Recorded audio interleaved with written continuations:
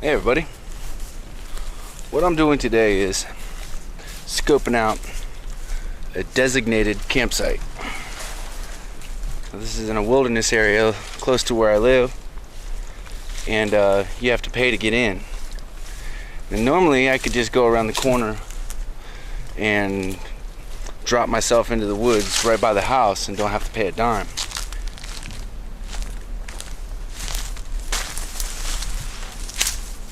But what attracted me to this location is the fact that it is a unique habitat for wildlife and plant life and all kinds of things. It's very, very interesting, and it always kind of attracted me from afar. So I decided to go ahead and scope it out to look for suitable trees and things like that to set up my hammock. So the campsite does have amenities.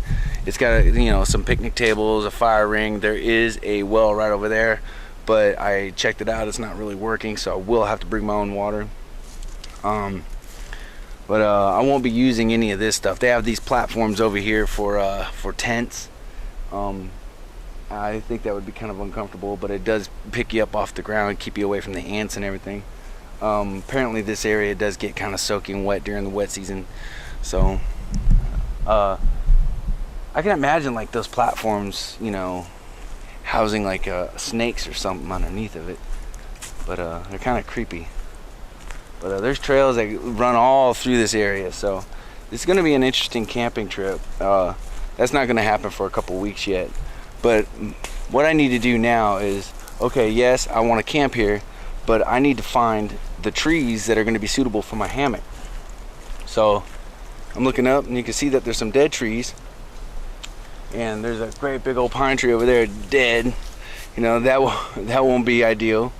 But I'm noticing a lot of these trees don't have any widowmakers or anything. There's quite a bit of palm trees, which I prefer those because they're very flexible. But what I need to do is just find that perfect setup, between 12 and 15 feet apart for the hammock. So I mean, this tree here might do okay. This palm tree right here will be the other end. That's not so bad. But the thing about this area is you can't go and chop up the plants. You can't hack down. Oops, sorry about that. You can't hack down plants that are in your way.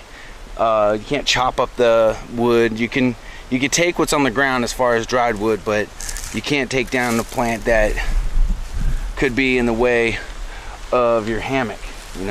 Like these two trees right here might be perfect, but you can't just walk in and say, oh, these two trees right here are awesome, but all these other trees down here, those aren't going to be any good, so I need to chop those out.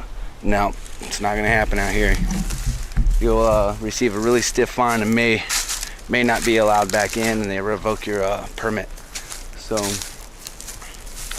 So my intention, like I said, is to find two trees that are going to work. But this place is really, really neat. I'm sure it's full of snakes and deer and pig and all kinds of things. Look, it's beautiful out here. But I'm sure that I could find two trees that are going to work.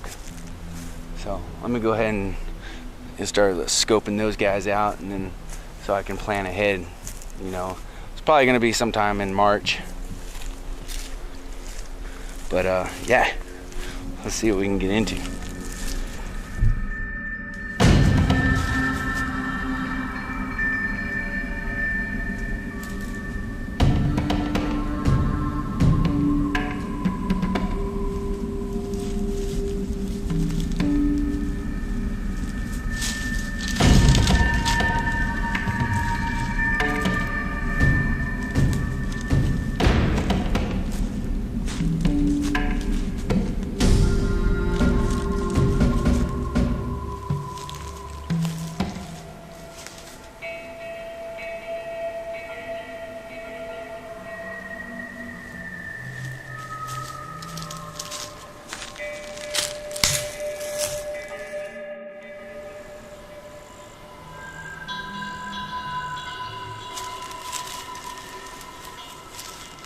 Check these out. These here are sundew plants, and they are a carnivorous plant. And the neat thing about these guys is they produce little tiny beads of nectar that's very sweet and it attracts the insects. And they get in there and they get stuck and they can't move. And they end up exhausting themselves trying to escape, and they end up dying right there in the middle of the plant. So, and that's how this plant gets its nutrients, just like any other carnivorous plant.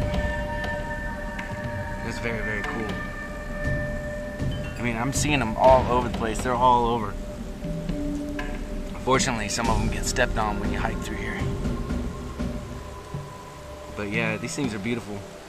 You should see how these sparkle up close. I mean, the sun hits those little beads of nectar, and they just sparkle like jewels. They're very, very pretty. Anyway.